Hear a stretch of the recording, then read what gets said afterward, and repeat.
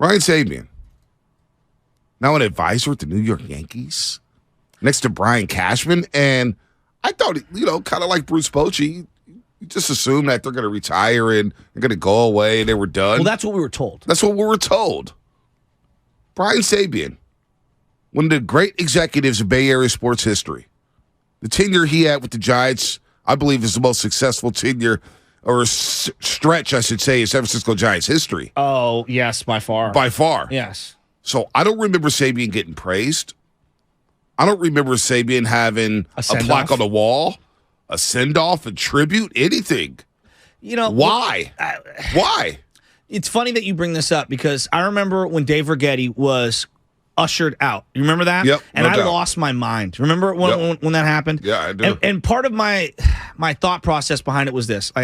Dave Righetti, San Jose guy, local legend, threw the no-no on 4th of July. That's very famous for the Yankees, but pitched for the Giants. And in my estimation, should have pitched the 1993 final game of the season when Solomon Torres got the ball, right? That's one of the most famous things for Righetti. But Righetti was what it symbolizes to be a Giant and a lifer. He was with the prior regime in terms of the coaching staff. Before Bochy got there, he bridged the gap. Think of how many great pitchers had their best years or late in their career found rejuvenation, like a Randy Johnson winning his 300th win in a Giants uniform randomly. How many guys had great years with Righetti as their main guy? A lot of guys. Think of all the different great closers. Vogelsong, bounce back. The closers, middle relievers, Matt you name Cain, it. Lincecum, Johnny Sanchez, Mad Bum, the list goes on. Jason Schmidt finding that splitter. So many different guys had their best years in a Giants uniform because of Righetti. And when they pushed him out the door, I remember screaming to the high heavens, and people were like, well, wait a minute. He wanted to go, and da-da-da. Did he? Because it didn't seem like he wanted to go. Felt he got pushed out. And that was a microcosm of what is going on right now. So why? We were told Bochy was ready to retire and move on. Does it look like Bochy's ready to retire and move on? No, Bochy's in Texas. What about Sabian, though? He was announced yesterday as executive advisor to senior vice president of GM Brian Cashman of the New York Yankees. Remember, he started off with the Yankees before coming over to San Francisco in the 90s. Why hasn't he gotten a send-off? Why hasn't he gotten praise? Why hasn't he gotten a plaque? It's too quiet. I don't know. Down there at 24 Willie Mays Plaza. You think about Farhan, and we'll get to him in just a second because I got thoughts on him. I told you, I'm going to be on their ass every single day, and it's not going to stop in 2023. Yeah. The way they handled the Carlos Correa situation, it was unprofessional, to say the least. Oh, and now people want everyone to apologize to them. No, you're not getting any apologies. How about you come out and have a presser and not hide behind a Zoom call? How about you do that, first of all? All right, number one. But why hasn't Sabian gotten praised? I don't know. This is where I need Larry Bear. Well, where is Larry at now? Because Sabian was the architect. When you think of carbon policy, or McVay, you think of Sandy Alderson. McVay, whose name's up in the Ring of Honor to this day. No doubt. Sandy Alderson with those great A's teams in the late 80s. You think about what's going on now with John Lynch and Bob Myers. What about Sabian? Why hasn't Sabian gotten his love? Why hasn't he gotten his shine? I don't know why he hasn't. I mean, think about it this way, B. And when I look at great executives in sports, right? Pat Riley. Now, is Pat Riley running the day-to-days for the Miami Heat? No. No, he's not. But don't you want a Pat Riley in the room to at least listen to their voice? Absolutely. Now, when Bill Walsh came back into the 49er fold in the early 2000s, most people thought the game had passed him by. Right. But don't you want Bill Walsh in the room? No doubt. Right? Mike Holmgren came in as an executive, as an advisory role in multiple situations, Cleveland, Seattle, etc. Don't you want guys like that in the room? Absolutely. Jerry West. Are the Warriors better off for having Jerry West in the room? How about the Clippers right now? Right? I just asked, someone like Brian Sabian, think about this. Let's take a step back, B. They made the playoffs 8 times in his tenure in the hardest era to make the playoffs, where there was only one wild card team. Right. All right? They did it in a variety of ways. Right. At the beginning of his tenure, he had the guts to trade Matt Williams for a bunch of unknowns and a guy that would develop into Jeff Kent. Think about the stones to come in and trade someone away like Jeff Kent. Then he kind of patchworked things around Barry Bonds, made shrewd trade after shrewd trade, whether it's Hunter Pence to win in 2012 after the Cabrera thing, or whether we're talking about acquiring JT Snow and Jason Schmidt. All right, then look at what he did developing via the farm. This guy drafted Matt Cain, drafted Tim Lincecum. Now, you want to give Dick Tidrow and some of the farm guys credit for that? Of course they get credit. They all get credit. But it's under him. That's his team. So, to me, why wouldn't you want this guy involved in the organization? So, not only that. Okay, so you don't want him involved. You don't want him involved. Okay, I get it. You don't want to take his word. You don't want his advice. You don't want anything. Okay. Then why hasn't he been praised? The Giants. Yeah, I don't have an answer. Look for excuses to throw festivity, to throw parades, to throw, hey, you know what? 100 pits, let's get him on the wall. Matt Cain, let's get him on the Wall of Fame. Let's get a plaque up there. Doesn't matter who. They get it done. Oh, Willie Mack Day. Oh, let's get the Willie Mack Award out there. We're going to have everybody out there on the infield. We're going to get Willie Mays out. We're going to will everybody out there. We're going to have a great time. You let Brendan Belt come in on a captainship to open the season a year ago. All right? You let him come in. So you look for excuses to have a party. Brendan Belt! All right? God, Fillmore Mike. You got Will Clark's number retired, and I get it. But what about Brian Sabian? Why has Brian Sabian been basically shoved out of the back door very quietly? I don't have an answer. That's where, the Johnsons, you want to get on the Johnsons? That's where Larry Baird needs to step up. Larry Baird needs to step up and say, you know what? More than his statement saying, thank you, Brian Sabian, for all your years. He needs to be honored. And the fact that he wasn't honored yet, you bring up the Michael Cosmo and the Giants situation, the way they did Dave Rigetti, the way they did the way they've done Ron Wotus. Yes.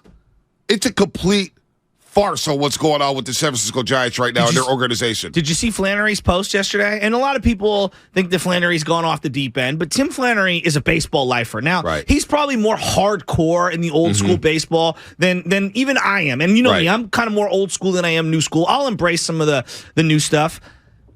You have to acknowledge and recognize someone's impact on your franchise. And here's the thing. If you don't want his input, you say, hey, Joe, he ran the team for X amount of years. We needed to go in a different direction. Well, then let him go. Let him walk. He basically came out yesterday and said, Brian Sabian, that he wasn't happy with his role because they weren't listening to him and he wasn't really doing anything. Really? Really?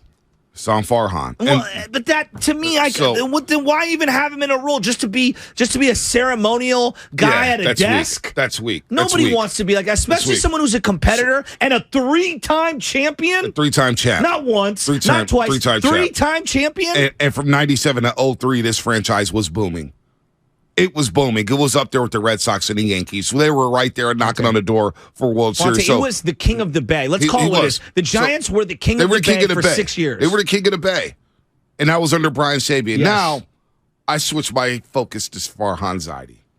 And while we were out, December 30th, Farhan, via Zoom, because these guys don't like to face the media in person. That is so inauthentic. It's not genuine whatsoever. You really don't like that. I just, everybody else does it. That's Joe Lacob, if Bob Myers, the Draymond Green situation happened with Jordan Poole, those guys were at the podium. Yeah, I could not imagine them being at Zoom. Crying. Well, there's a human element touch to Bob that I think that he gets. Listen, Jed York, say what you want about him. They fire Harbaugh, move off from him. They met the media. And they didn't answer questions about being fired. I was at training camp. Jed is on the field. He's on the training field. Camp. He's on the field. I'll give him that. The guy's there. I was standing 2 people to the side of him. He probably wanted to be nowhere near me, but he's there. He's there. So John Lynch is out there on the field. We would demand them. I know. Sit at the dais and address the media with everybody sitting in the front row. Why do the Giants get a pass for saying, you know what? It started with the Buster Posey thing, and I'm like, wait a minute. Wait a minute. You can't get a private jet. This is a big deal. Buster Posey's with the organization, and you do it via Zoom, a grainy-ass Zoom, where there's, what? What is going on here? So Farhan Farhad Zaidi, December 30th, decides, hey, let's do another Zoom. Was that a Friday? To finally address, that was a Friday. What? Why? To finally address. On a Friday? Oh, they're the king of news dumps. They're the king of signing guys at 11 p.m. at night. They're trying to sneak it through the news wire so they won't get a lot of attention. They barely even announced it, too. Yeah. Like the email they sent out, it was only, Taylor Rogers' availability. And I don't know if Farhan just jumped in at the end or if there was another inner circle thing that he did, but it was very clandestine how he set that up. Well, the entire clandestine. Wow, look at that, Lex. Clandestine. I know. This kid's a writer. Wow, holy smokes! All right, so Sabian and Farhan, right? They're sitting there at the podium. They're sneaking everything through Zoom, and they let Scott Boras. They let Scott Boras go ahead and just crap all over them. Get out in front of the shooters, and then they signed Michael Conforto, right, who's the Scott Boras client, which is wild. Who didn't play? Didn't even play. And here's the best part: on another 1 year deal. What are we building? Yeah, keep going. 1 year deal. No. You're right. Right. So Farhan, through another Zoom, says. Don't tell me he passed his physical in my headphones. Sam, I know he passed his physical. Of course he did. It's a 1 year deal. If you're a 1 year deal, Farhan's like, we'll pass the physical. So Farhan's ankle, it will never be healthy. Luckily, he does this on a Friday. Friday at around 2:46. 2:40? Who has a 2:45 Friday before New Year's Eve? Farhad Zaidi goes, in a lot of ways, this offseason is an endorsement of the fact that there are a lot of players who want to play for the Giants. They want to be in California, that want to be in the Bay Area, and that want to play for Cap, meaning Gabe Kapler. On 1 year prove-it deals. That want to be part of the organization. Farhan, after crapping all over the city saying how hard it is to sign guys, by sending a 2-sentence statement about Carlos Correa. No, you don't get apologies for the way you botched that situation or handled that situation whatsoever. And you waited a week to do it via Zoom to explain yourself. I just saw the course. I don't even see your face. I want to see your face, dude. And then you come out December 30th, a day before New Year's Eve, where everybody's getting ready to pop champagne and bring in a new year. And you're talking about, in a lot of ways, this offseason is an endorsement of the fact that there are a lot of players who want to play for the Giants. Yeah, a lot of third-tier and fourth-tier players, Farhan. How can you have the audacity to say something like this? They want to be part of California. They want to play for Kapler. They wanted to be in the Bay Area. Who's Sean Manaea, who had an ERA north of 5 last year? Or Michael Conforto, who didn't even play? Ross Stripling, who got rocked left and right in Rogers Center in Toronto? Or Mitch Haniger, who played 57 games last year? I like Mitch too. I mean, but Jesus Christ, Farhad Zaidi, how tone deaf are you? And now Sabian's out the door. And I ask, why hasn't he been honored? I don't know. Why did honor everybody else? Gary Payton Jr. the other night had a better ring night. His boys are there. Anything Sabian's They're all in the Chase Club chilling. GP2, old glove, young glove, they're all there. Well, and here's the thing. This is the part where, again, I'm going to go with my salesman tactic here. Bonte, do not sell me filet mignon when I know it tastes like bologna. All right? You sold me that Bochy needed to go. He was ready to retire and, cast off and watch his grandkids. Whatever. Now, look, maybe he needed a year off. That's fine. You know what? Maybe he needed a year or two off. I'll listen to that argument. Right. Sabian, and now, obviously, Bruce Bochy, all of these guys still feel like they wanted to be involved in some way. All right, and then I look at your current landscape. You are not better than what you were in 2018 when Farhan came in. No. Your farm is incrementally better, okay, even though you've traded no one away. Right. Your big league roster is one of the most boring, pathetic rosters I've ever seen. Have you seen the lineup? You want to know the lineup? I'm going to go to it right now. No, I don't need to be depressed. Well, Jock Peterson's going to bat, fourth? Here's your projected 2023 lineup. Yastrzemski in center. Thairo Estrada at second. Mitch Haniger in right, Jock Peterson in left, Wilmer Flores at third base. My God, Wilmer Flores at third base. I love Wilmer, but come on. Michael Conforto's your DH, who didn't play at all last year. J.D. Davis at first base, the guy that they traded for midseason last year. Brandon Crawford at short, Joey Bart at catcher. Sexy lineup. Even if I did an auto-generated MLB fantasy draft. It's a 75-win team. 75. That's the most boring team. You know what that is? 75-win team. I call that a 9:15 team, meaning I'm asleep by 9:15. Right. Tell me I'm wrong. What was the hashtag? What is it? Game up? No, game up or game off by the fourth inning. Yeah, that's what it was. Game off by the fourth inning. Because game up. Come on. I mean, just from the social media standpoint, I'm glad you brought that up, Spinoni. The game up was just a terrible hashtag. I still don't know what it means. Who is coming up with these? Game up. All right, your social media needs a complete overhaul. Yeah, I agree. You need a complete overhaul. Enough with the Zooms, please. Enough. Well, can I defend them for 1 second? All of a sudden, they're working from home and everything. That's no. ridiculous. Get your ass down there at 24 Willie Mays Plaza and face the fans.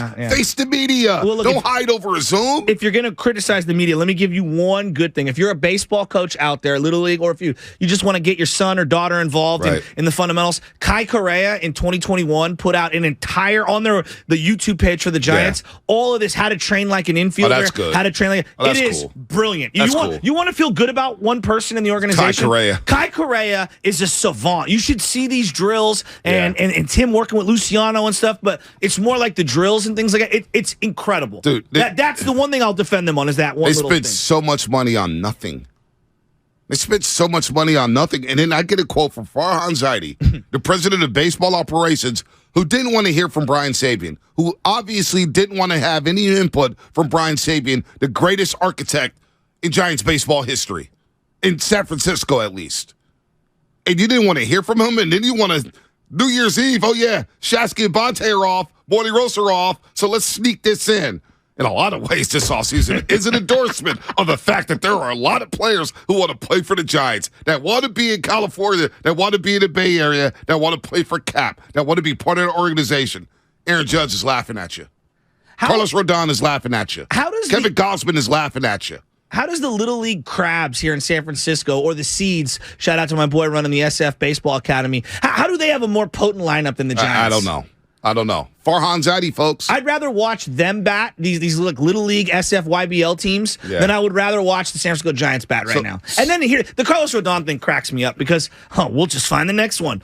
I saw an article yesterday. Kyle Harrison will be their ace. Kyle Harrison hasn't pitched. Now, I hope he's great, but like, you're asking a 20-year-old to make the jump from AA to being the number 2 starter. Do you realize how great Carlos Rodon's year was last year? He was awesome.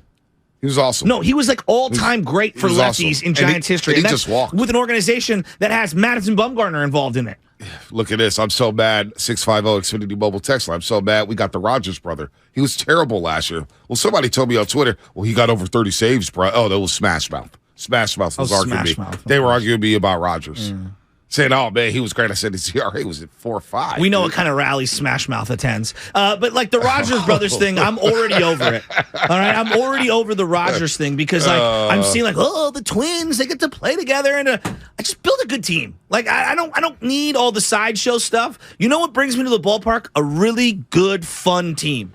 Yeah, this ain't a fun team. Do you know that defensive ratings is making $20 million. Oh, he's the centerpiece of the team right now. Do you know that like all these people like, I'm so happy Brandon Crawford gets to go back to shortstop. You know what he was ranked last year, defensive rating? Middle of the pack. He was the 22nd best shortstop in baseball by defensive ratings last year, depending on where you're looking at it. This is a joke. And again, I love Brandon Crawford, but this thing that like, he's still one of the elites.